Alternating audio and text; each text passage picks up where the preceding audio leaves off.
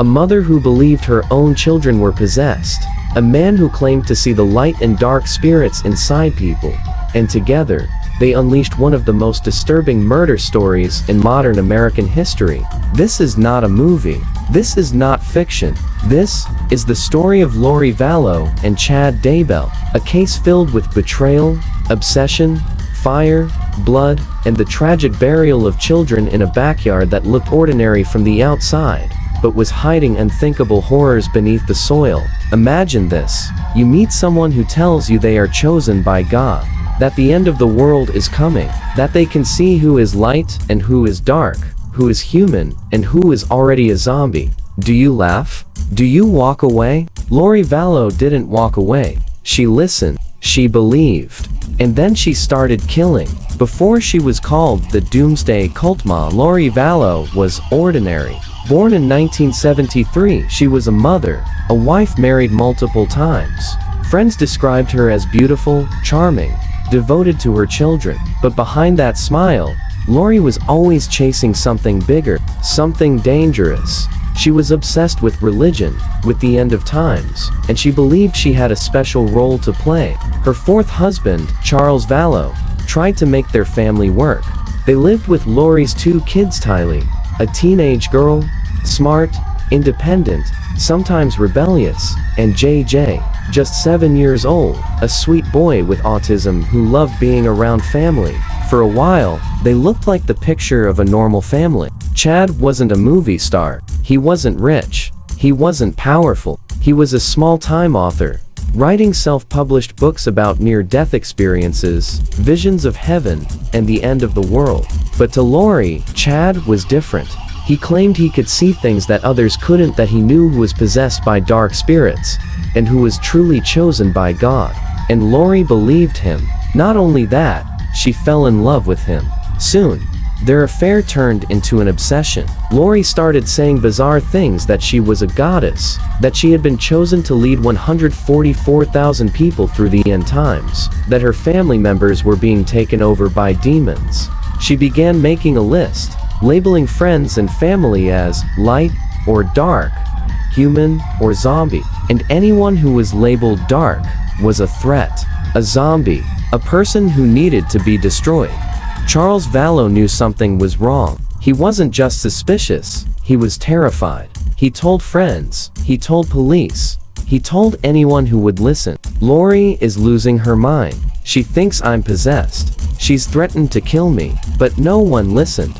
Charles even called 911. In one desperate call, his voice cracks as he explains to the operator, "My wife has lost her reality. She thinks she's a god. She told me I was taken over by a dark spirit, but the system failed him. Police didn't take him seriously.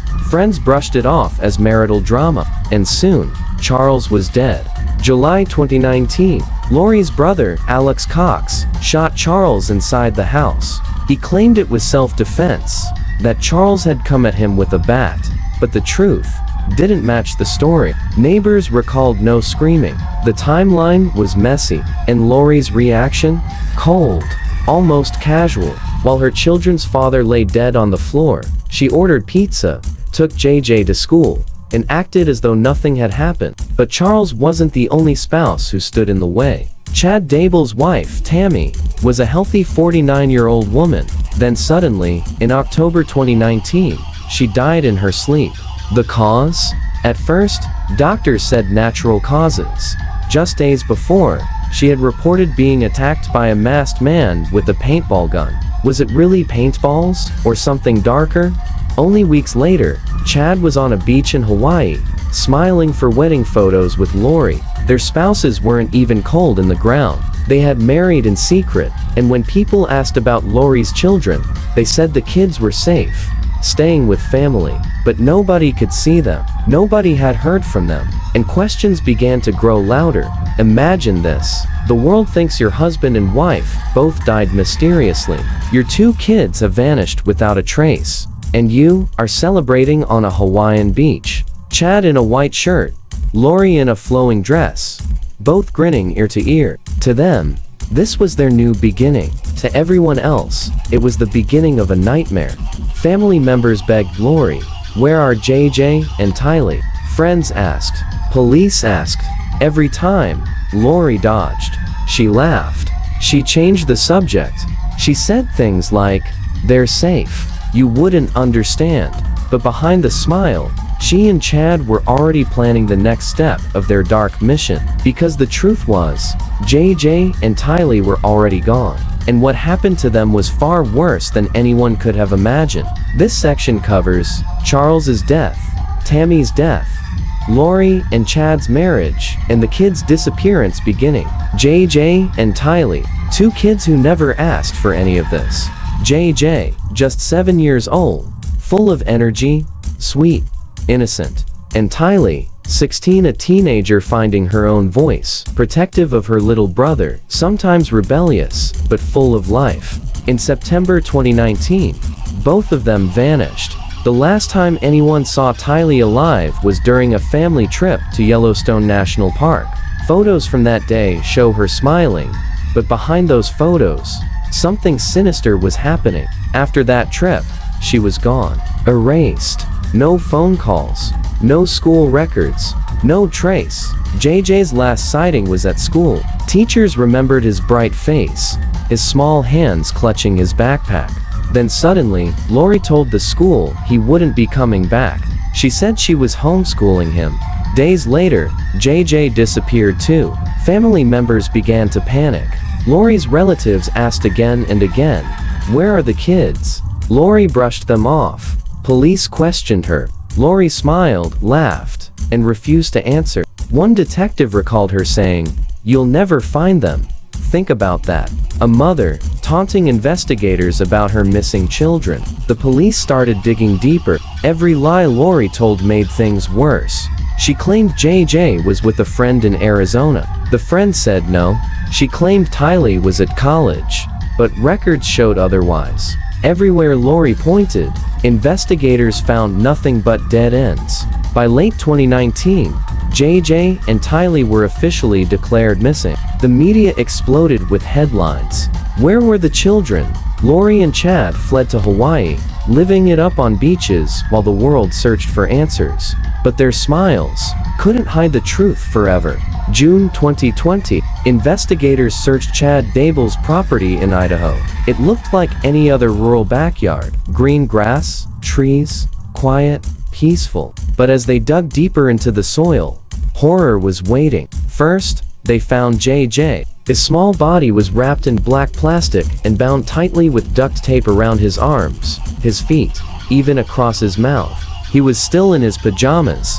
Then, they found Tylee, but she wasn't whole. Her remains had been burned, dismembered, and scattered. Investigators described the smell, the scene, the brutality, something so horrifying that even seasoned officers broke down. Both children, buried just steps from Chad and Lori's new life together, buried like trash, while their killers smiled in wedding photos on a beach thousands of miles away. When the discovery was announced, the world was horrified. Family members collapsed in grief. Neighbors who once saw Lori and Chad as normal now looked at their property in shock. A crime scene hiding in plain sight. And Lori still showed no remorse. When her grown son, Colby, confronted her over the phone, his voice broke with pain. He begged his mother for answers. "Why? How could you?" Lori's reply was chilling, cold, empty. "You just don't understand," she said. No apology, no guilt, just delusion. At this point, the case had moved far beyond suspicion. Lori and Chad weren't just eccentric. They weren't just misguided. They were murderers. And now, the law was closing in. This covers disappearance, family suspicion, investigation, horrifying discovery, and Lori's chilling prison call. The bodies of JJ and Tylee had been found. The truth was undeniable. Now it was time for justice. But justice, in this case, would be as bizarre as the crime itself. In court, prosecutors laid out a story almost too twisted to believe. They told the jury how Lori and Chad created a zombie scale ranking people as light or dark, how they declared their own children to be possessed, how they convinced themselves that killing was not murder, but a holy misjump. The evidence was overwhelming. Text messages between Lori and Chad, mocking Tammy's death. Searches about how to kill without leaving a trace. Witnesses describing Lori's obsession with being a goddess, chosen by God himself. And through it all, Lori sat in the courtroom, smiling, whispering, sometimes even laughing for the families of JJ and Tylee. The trial was torture. They had to sit and listen to the details of how the children were found, how they were treated in death.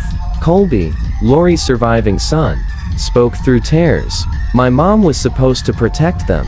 Instead, she betrayed them. Every word cut deeper. Every testimony painted Lori not as a mother, but as a monster. After weeks of testimony, the jury didn't take long. They found Lori Vallow guilty of murdering her children, guilty of conspiring to kill her husband Charles, guilty of conspiring in the death of Chad's wife Tammy. Her sentence: life in prison without parole. She will never walk free again. But here's the haunting truth. Lori Vallow never once admitted guilt, never once shed a tear for her children. She still claims she was chosen by God. She still believes her children were zombies. And Chad Daybell, his trial is also leading him to the same fate. A life behind bars, or worse so. What do we make of this case? Was Lori brainwashed by Chad Daybell, a manipulative man who fed her apocalyptic fantasies? Or was she always capable of this evil, and simply found someone who gave her permission to unleash it? Maybe both. Maybe neither. What's clear is that two innocent children, Tylee and JJ, were robbed of their futures by the very person who should have protected them the most. This is the story of Lori Vallow, the Doomsday Cult Mom. A chilling reminder that evil often hides in plain sight, sometimes behind the smile of a mother, or the soft words of a preacher. The shadows are everywhere, and here on ShadowProof, we'll keep bringing the truth into the light.